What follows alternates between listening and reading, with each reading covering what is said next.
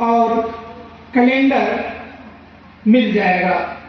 अगर आप पेटी लेना चाहते हैं तो 900 में ही आपको पूरी पेटी मिल जाएगी, जो कि आपको यहाँ से बाहर शायद इसका काफी ज्यादा मूल्य देना पड़े।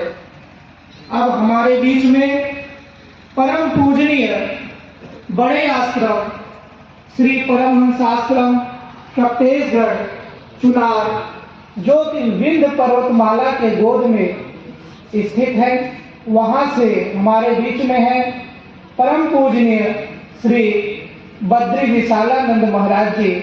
महाराज जी के चरणों में सादर साष्टांग प्रणाम हम सभी करते हैं और महाराज जी से प्रार्थना करते हैं कि महाराज जी अपने मुखार बिंदु से, अपने वाणी से हम सभी को साधना और जीवन संघर्ष में विजय हेतु मार्गदर्शन करें। बोलिए श्री सद्गुरुदेव भगवान की। ओम श्री सद्गुरुदेव भगवान की जय। 2 मिनट सभी लोग कीर्तन करेंगे। ओम जय गुरुदेव, जय गुरुदेव।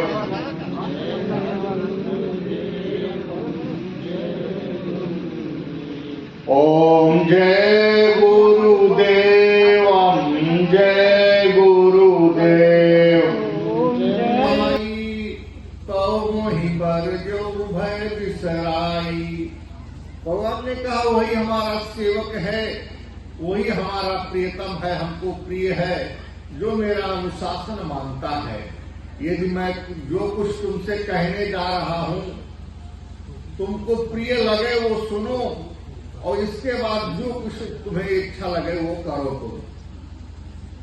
तो भगवान ने कहा बड़े भाग मानुष तनु पावा, सुर दुर्लभ सद ग्रंथ निगावा, साधन धाम मोक्ष कर द्वारा, पाई न जहीं परलोक समारा।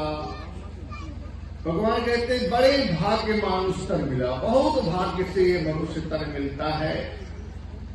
और पाई न जे परलोक समारा, इसको प्राप्त करने के बाद जिसने अपना परलोक नहीं संवारा,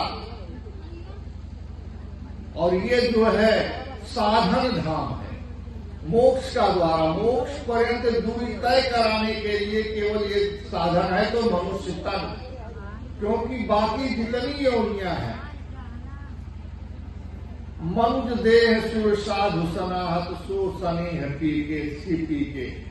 मनुष्य देह की सराहना इसी में है कि इसी के द्वारा हम केवल परमात्मा का भजन चिंतन कर सकते हैं, बाकी सभी योनियां भोग भोगने के लिए। तो भगवान कहते हैं साधन धाम मोक्ष कर द्वारा, पाई न जेहि परलोक समारा, सो परत्र दुख पावई, सिर धुनि धुनि पछताई, काल ही कर्म ही ईश्वर ही मिथ्या दोष लगाए।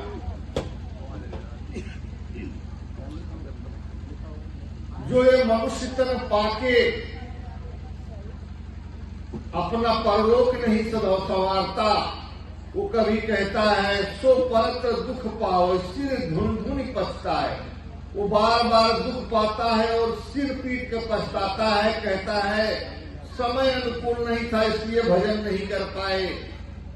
कभी काल को दोष देता है, कभी अपने कर्मों को दोष देता है कि हमारे कर्म अनुकूल नहीं थे, कर्म हमें लिखा ही नहीं था तो हम कैसे भजन करें। कभी ईश्वर को दोष देता है कि ईश्वर जब परमात्मा चाहेगा तब भजन करा लेगा। लेकिन भगवान राम कहते हैं सो परत्र दुख पावे, सिर धुन धुन पछताए, काल ही कर्म ही ईश्वर है। वो मिथ्या दोष लगाए, वो व्यर्थ का दोष लगाता है, क्योंकि सबसे बड़ा उपलब्धि यही है कि मनुष्य तन मिल गया तो तुम भजन चिंतन करने के अधिकारी हो गए। इसके अलावा यदि टाल मटोल करते हो तो तुम्हारा दोष है और किसी का दोष नहीं। और ये ही तन कर फल विषय न भाई, स्वर्ग स्वल्प अंत दुखदाई। इस मनुष्य तन का फल यही है। देह धरे कर यह फल भाई, भाग्य राम सब काम बिहाई।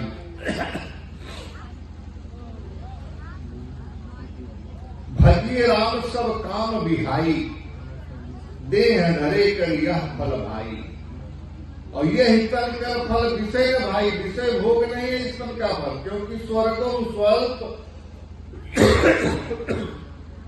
अंत दुखदाई।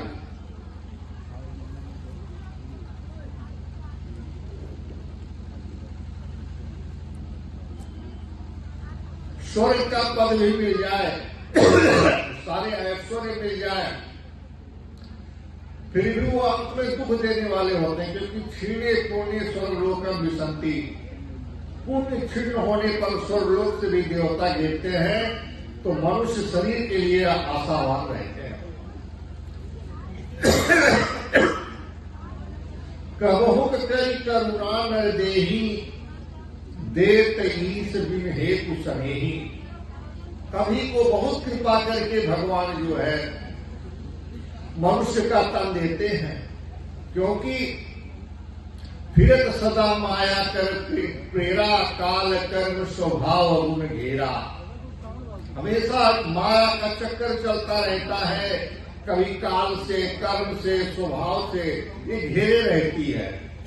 उनके बीच में कबहुक कई करुणा नर देही, देत ईस बिन हेतु सनेही। भगवान कृपा करके ये मनुष्य तन देते। तो नर तन भव बारिध कहूं बेरो, सन्मुख मरुत अनुग्रह मेरो। भगवान कहते हैं ये नर्तन भवसागर से पार होने के लिए जहाज है, और मेरी अनुकूलता ही वायु है। कर्णधार शद दुर्दृढ़ नावा, दुर्लभ साज सुलभ करी पावा। और शत्रु भी दुर्लभ नाव के खेने वाले कर्णधार हैं, वही केवट है जो नाव को खेने वाले हैं। कर्णधार शद दुर्दृढ़ नावा, दुर्लभ साज सुलभ करी पावा। ये साज दुर्लभ था, मनुष्य तन दुर्लभ था, मिल गया हमारी कृपा से। सदगुरु भी हमारी कृपा से मिल गए, ये दुर्लभ साज था, सुलभ करा दिया। और जो न तरे भव सागर नर समाज यस पाई, सो कृत निंदक मंदमती आत्मा हन गति जाए। ऐसा साज पाके जो इस भवसागर से पार नहीं होता, वो अपनी आत्मा को अधोगति में ले जाने वाला होता। तो मनुष्य तन मिल गया, सदगुरु की कृपा मिल गई, और हम भजन चिंतन नहीं करते, अपने आत्मा को उद्धार के लिए नहीं चलते। आत्मा तो हमारी आत्मा अधोगति में जाएगी। बार बार पुनरपि जन्मम पुनरपि मरणम पुनरपि जमनी जठरे शयनम, बार बार गर्भवास में आना पड़ेगा। तो सुलभ सुख जो पर लोक यहाँ सुख चाहू, सुनी मम वचन हृदय दृढ़ गाऊ। जो परलोक में सुख और यहाँ सुख समृद्धि चाहते हो, तो मेरे वचन को, मेरे उपदेश को अपने हृदय में धारण करो। क्या कहा कि सुलभ सुखद मार्ग यह भाई, भगति मोरी पुराण श्रुति गाई। मेरी भक्ति करो, एक परमात्मा के राम के चरणों में अपने मन को लगा दो, यही सबसे सुलभ मार्ग है। औरों एक गुप्त मत सब ही कहो कर जोर, शंकर भजन बिना नर भगत न पावई मोर। और एक गुप्त वचन, गुप्त रहस्य कहता हूँ कि शंकर के भजन बिना कोई मेरी भक्ति प्राप्त नहीं कर सकता। भला हम शंकर की भक्ति भजन करें, और भक्ति राम की कैसे मिल जाएगी? शंकर कौन है? तो आदि शंकराचार्य से शिष्यों ने पूछा का पूजनीयम? उन्होंने कहा शिव तत्व निष्ठा। पूजनीय कौन है? बोले जो शिव स्वरूप में प्रतिष्ठित महापुरुष हैं। और शंकर कौन है? वंदे बोधमयम नित्यम गुरुम शंकर रूपयम, यमाश्रितो हि वक्रोऽपि चन्द्रः सर्वत्र नन्दते। वंदे बोधमयम् नित्यम् गुरु शंकर रूपिणम्। गुरु ही सद्गुरु स्वरूप सद्गुरु होते, वही शंकर स्वरूप होते हैं, जिनकी कृपा से एक मन, हमारा मन ही चंद्रमा है, एक मन जो दिन रात विषयों में उलझा रहता है, वो भी एक दिन बंधनीय हो जाता है, भजन चिंतन की ओर अग्रसर हो जाता है। तो भजन शंकर